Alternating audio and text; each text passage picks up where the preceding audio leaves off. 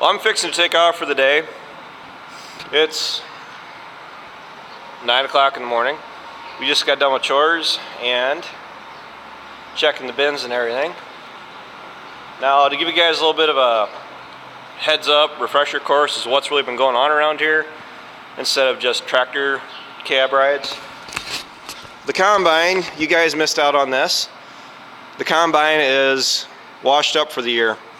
This is a job that I am always very, very happy is done. This is easily one of my most disliked jobs to do for the year. Those of you that follow my Instagram, the rest of the story, I actually posted a picture of me after I hit this with just the air hose. Believe it or not, it took 3 hours of hitting it with the air hose to get all the grain and the dirt and the dust and not so much the grime off of it, in and out of the nooks and crannies. And I will say that using the air hose for 3 hours and only using the pressure washer for 45 minutes did a better job than using the pressure washer for 5 hours. Say, honestly, when you use the pressure washer, all it does is that gets all that dirt and dust wet, and then it sticks to everything. You say, actually, it's a little easier on you just to use the dry air and get as much of the dust and stuff off of it, and then basically go through and take all the grime off with the pressure washer. It looks pretty nice sitting back in the corner. That's where it's going to be sitting for the next few months. We'll probably be pulling it out. Well, probably if we have another farm day, it's probably going to be the next time it gets pulled out. It's not done yet. I have to go through and grease it. I have to put about 5 or 10 pounds worth of rat poison in it to thwart off any of the mice that get brave and start crawling over it.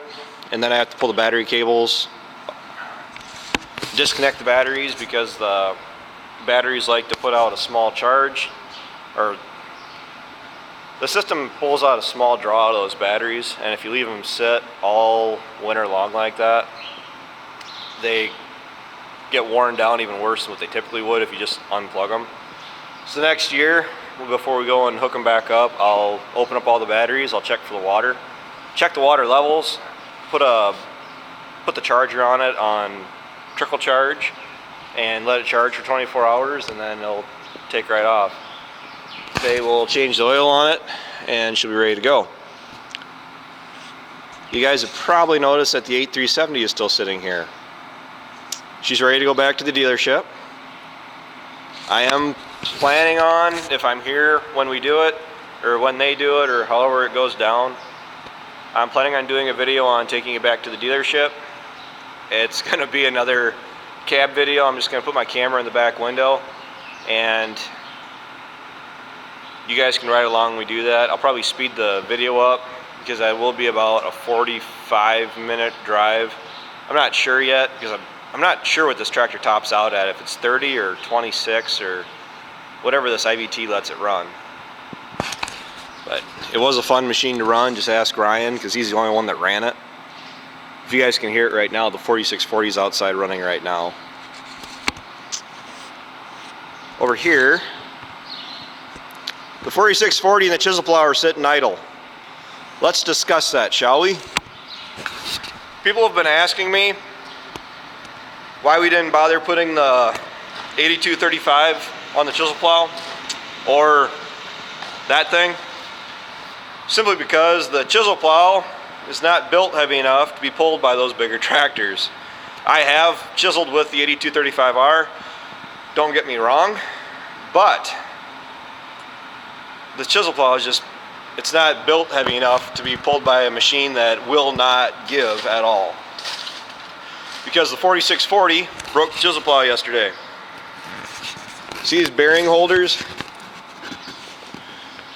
This one's brand new. These in the center are busted.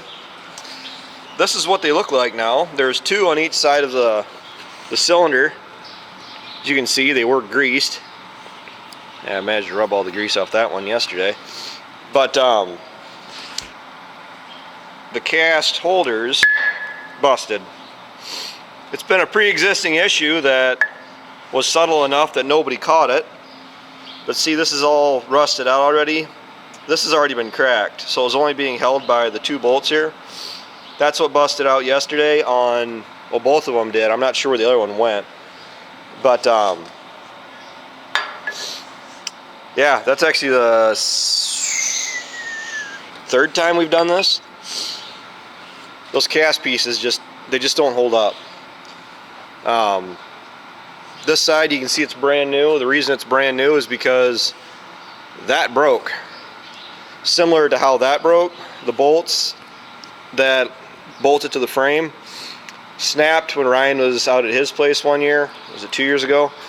And what happened is the weight of the chisel plow shoved it up, and it bent this shaft.